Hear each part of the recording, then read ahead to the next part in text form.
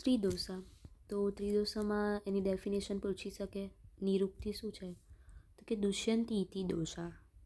એટલે એનો મિનિંગ શું? તો substance which vitiated the other substance of the body. એટલે એવું સબસ્ટેન્સ જે બોડીના બીજા સબસ્ટેન્સને બગાડે છે એને દોષ કહેવાય. હવે દોષની ડેફિનેશન તો શું છે? પ્રકૃતિ આરંભકત્વે સ ઇતિ દૃષ્ટિકર્તૃત્વમ દોષત્વ. એટલે the substance which give rise to a specific temperament by birth and which can produce disease independently.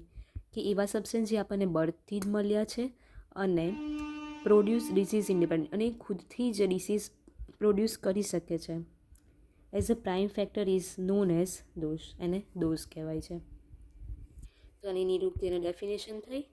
હવે દોષ છે તેમની નોર્મલ સાઇટ શું છે? તો કે અધોનાભી એ વાતનું સ્થાન છે. પછી નાભી પ્રદેશ એ પિત્તનું છે અને ઉર્ધ્વ પ્રદેશ એ કફ માટેનું છે. હવે દોષનું ફંક્શન શું છે? તો કે વિસર્ગ આદાન વિક્ષેપ સોમ સૂર્ય અનિલ યથા ધારયંતી જગત દેહમ કફ પિત્ત અનિલ તથા. એટલે અહીંયા છે ને સૂર્ય, ચંદ્ર અને વાયુને વાત પિત્ત કફ સાથે કમ્પેર કર્યા છે. સોમને શાની સાથે કર્યું છે? તો કે સોમ એટલે પહેલાં તો અનિલ એટલે વાત જોડે, પછી સૂર્ય એને પિત્ત સાથે, અને સોમ એટલે ચંદ્ર તો એને કફ સાથે. તો વિસર્ગ એ એનું છે, આદાન ને વિક્ષેપ તો અનિલ એ વાત માટે. આ એમસીક્યુ પૂછાઈ શકે કે અનિલ સિનોનિમ કોના માટે છે? તો વાત માટે. જ્યારે અનલ એટલે અગ્નિ થાય, અથવા તો પિત્ત બી કહી શકીએ. અહીં મેં શ્લોકમાં કીધું કે અનિલને વાત સાથે કમ્પેર કર્યું છે, તો અનિલનું કામ શું થશે? વિક્ષેપ. એટલે જ્યાં લાવવા, વિક્ષેપ એટલે શું? કે વાત આપણા શરીરમાં બધે ફરશે, એક જગ્યાએથી બીજી જગ્યાએ ખાવાનું કે ન્યુટ્રિયન્ટ્સ લઈ શકશે. પછી અહીંયા આપણે સૂર્ય અને પિત્ત સાથે કમ્પેર કર્યું છે કે સૂર્ય જેમ આપણને સ્ટ્રેન્થ દે છે એ રીતે પિત્ત બી આપણું સ્ટ્રેન્થ લઈ લેશે, કેમ કે બહુ ગરમી છે એટલે પિત્ત બી આપણી સ્ટ્રેન્થ લઈ લે. સોમ એને ચંદ્ર કીધું છે, એને આદાન કામ છે, તો આદાન એટલે લેવું એમ. તો અહીંયા શ્લોક પરથી કે આ સોમનું કામ શું થશે? તો કે વિસર્ગ. સૂર્યનું શું થશે? તો કે આદાન. અનિલનું વિક્ષેપ. હવે વિસર્ગ એટલે સ્ટ્રેન્થ આપવી. ચંદ્ર જેમ સ્ટ્રેન્થ આપે છે એમ કફ આપણને સ્ટ્રેન્થ આપશે. આદાન એટલે આદાનનું મિનિંગ થાય લઈ લેવું. તો જેમ સૂર્ય આપણું સ્ટ્રેન્થ લઈ લે છે એમ પિત્ત આપણું સ્ટ્રેન્થ લઈ લેશે. પછી અનિલ, અનિલને વિક્ષેપ સાથે. વિક્ષેપ એટલે બધી જગ્યાએ ફરવું. તો એમાં કેવું? વાત આપણી જગ્યાએ આપણા બોડીમાં બધું વસ્તુ લઈ જશે. તો આ ફંક્શન થયું.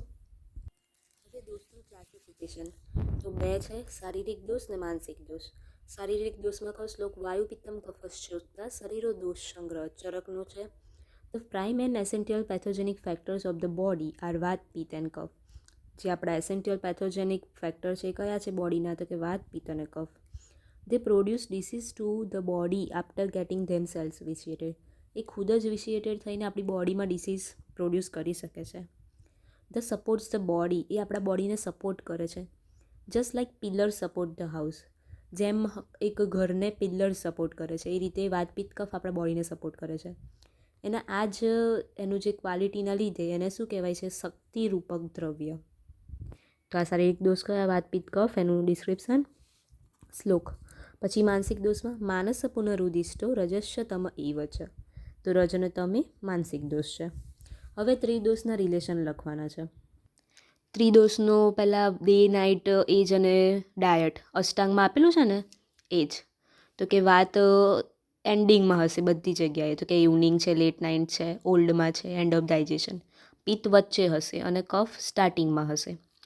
પછી એવું કહે કે explain relation of the ritus and tridosha. બરાબર. તો એમાં સંચય, પ્રકોપ, પ્રસર. પ્રશમ આવશે, પ્રસર નહીં, પ્રશમ.